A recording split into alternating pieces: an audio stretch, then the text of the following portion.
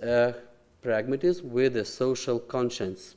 They both deeply care about the eventual contribution of scientific practices to the world, based on understanding or illuminating or representing inherent properties of the world. What determines the difference is precisely the world category. The transhumanists armed with the proactionary principles, quote Fuller, are not primarily interested in ensuring that every kind of being currently on the planet survives or enjoys the same standard of existence, the same standard of humans, of course. Similarly, the upper-class expert in race, they favor the world primarily as their playground. Hence, Fullerian transhumanism grows a humane suspicion that it leaves an individual no choice but to transcend the world in a very scientifically contaminated manner. You ought to science the hell out of the current human state of affairs, so to speak. And that is, to my mind, another endless story of salvation. Rousean posthumanism contrarily upholds certain constraints toward anthropocentric technobiological expansion.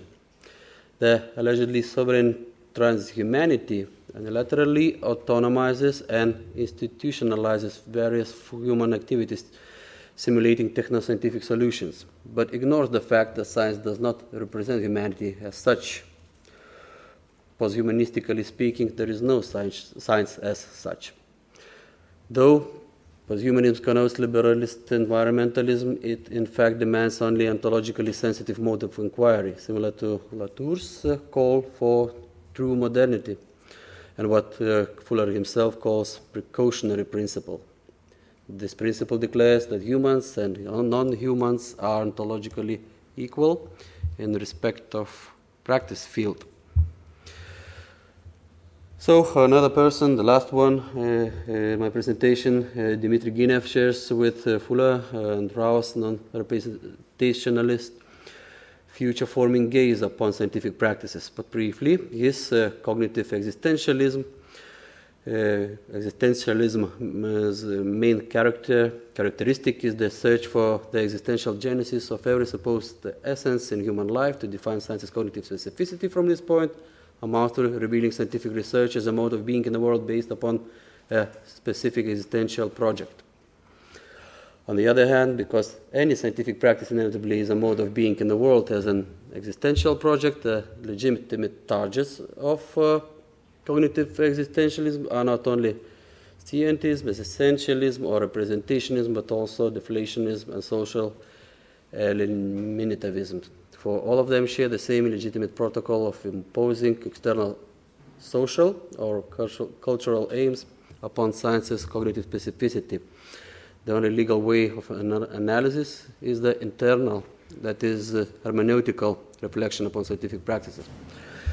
But I myself believe that Ginev quite forgivably exaggerates the virtual damage of imaginary demolition of the demarcation line between the cognitive self-organization of scientific research and the socio-political context in which the research practices take place. Ginev speaks of a false image of democracy, but gives us no convincing account of genuine democratic process of contemporary societies.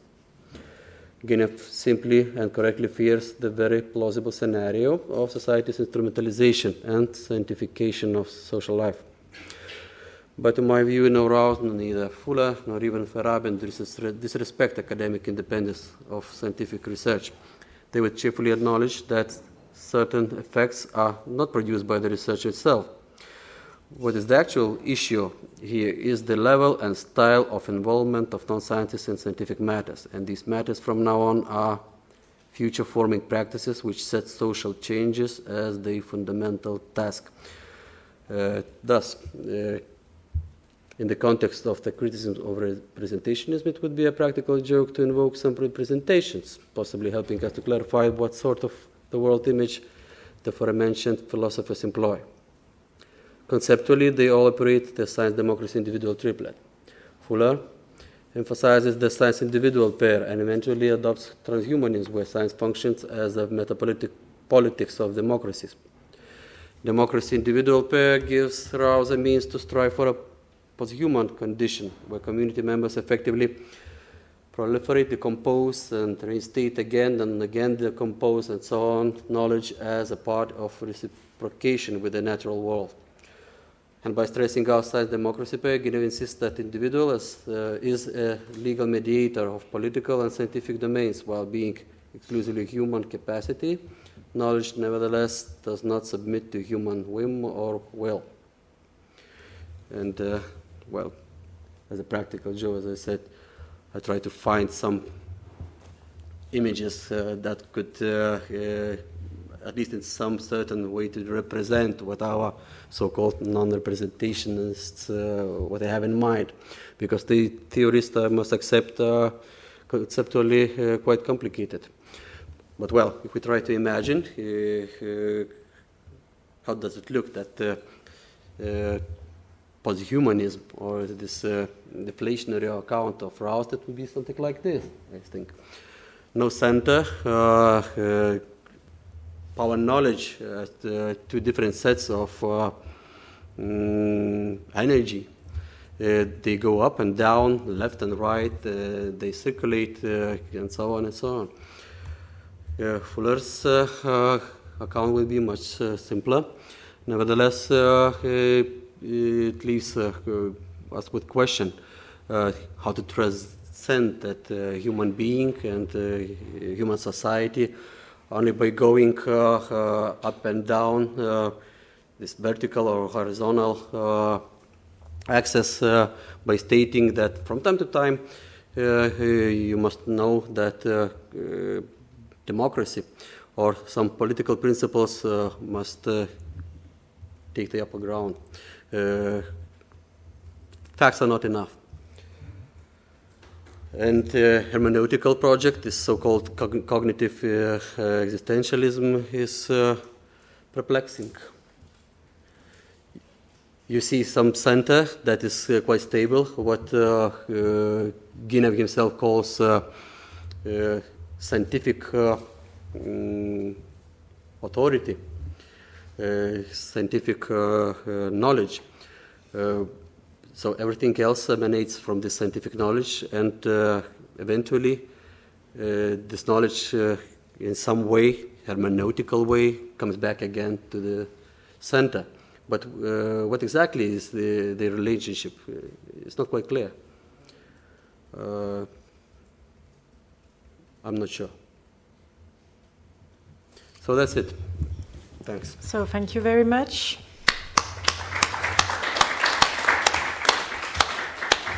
Well, very few time, maybe just one question. Non-expert one, please.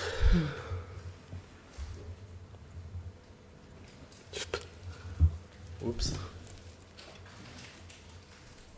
Yes, one. I can do. Oh. No, go ahead. No, you. No.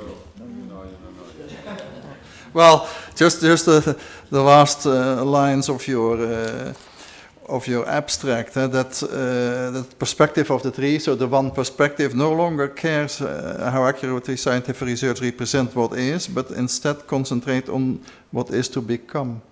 Yep. I really wouldn't like this to be. I think if the future, if then you trust future representation, so you're very critical of current representations, but not of future representations. How can you have future representations without building on current ones? This is romantic, revolutionary talk.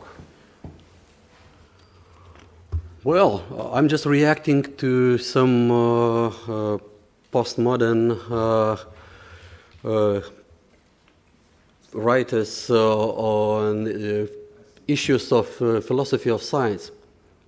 So they're deeply philosophers.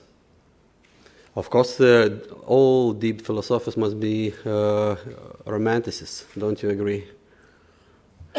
But well, I'm joking a little, of course. This last sentence now you mentioned is not mine. I'm just paraphrasing Kenneth Gergen. I'm paraphrasing his ideas. These ideas, to be very short, they did what they had to do.